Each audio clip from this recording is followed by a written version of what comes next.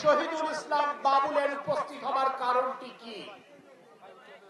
উনারা engineer T S সাহেবের আমন্ত্রণে এখানে আসেননি, উনারা আমার কিংবা সাবু সাহেবের আমন্ত্রণে এখানে আসেননি।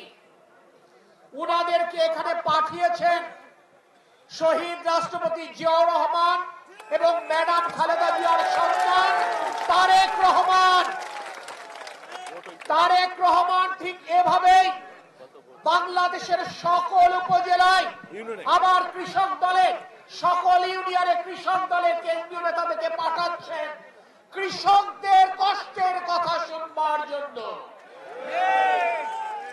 ওনারা আপনাদের কথা শুনছেন, শুনবেন, আপনাদের কথা লিপিবদ্ধ করছেন।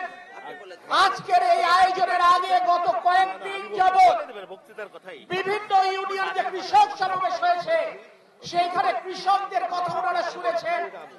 এভাবে সারা বাংলাদেশের সকল ইউনিয়নের কৃষকদের কথা, কষ্টের কথা, দুঃখের কথা, ব্যথা বেদনার কথা ওনারা লিখবেন। সেটি আমাদের নেতা তারেক রহমানের কাছে উপস্থাপন করবেন। কেন?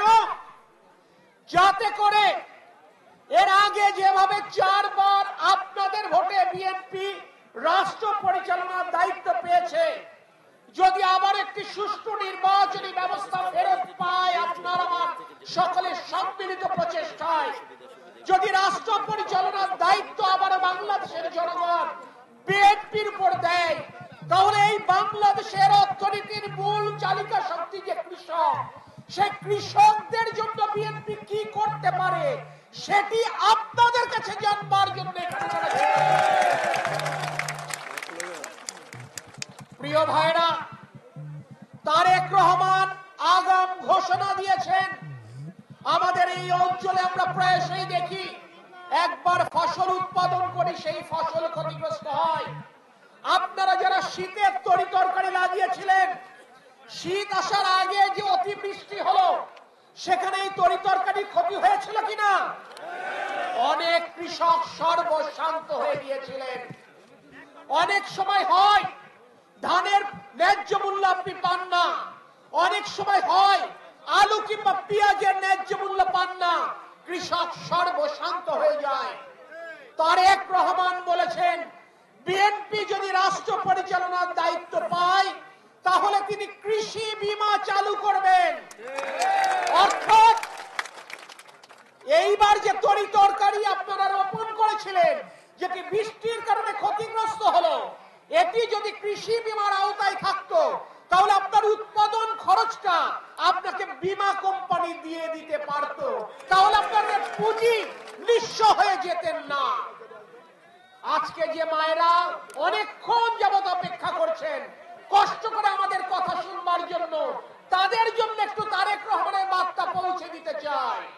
তারেক রহমান বলেছেন আগামীতে যদি বিএনপি রাষ্ট্র পরিচালনার দায়িত্ব পায় তাহলে বাংলাদেশের গ্রামে অঞ্চলে অসচ্ছল পরিবারের জন্য তিনি পারিবারিক কার্ড চালু করবেন।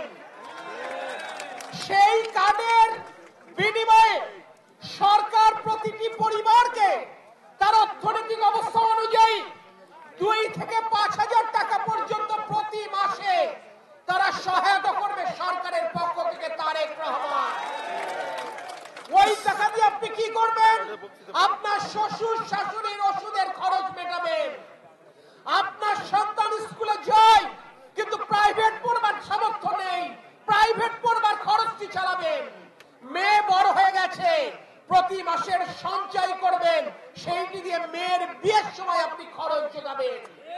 সবচাইতে বড় কথা, এই পারিবারিক কার্ড কোন পুরুষের নামে হবে না, এটি হবে ওই পরিবারের মহিলাদের নামে। অর্থাৎ আমার চাচাদের নামে কার্ড হবে না, হবে চাচিদের নামে। অর্থাৎ আমার ভাইদের নামে কার্ড নয়, ভাবি কিংবা বোনদের নামে কার্ড হবে। প্রিয় সাথী সহযোদ্ধাবৃন্দ, আজকে মনে রাখবেন আপনারাই বাংলাদেশের অর্থনীতির মূল চালিকা শক্তি। আপনাদের সন্তানেরা শুধুমাত্র আওয়ামী লীগ না করবার কারণে গত 16 বছর যাবৎ পড়ালেখা শিখবার পর সরকারি চাকরি পায়নি। আপনাদের সন্তান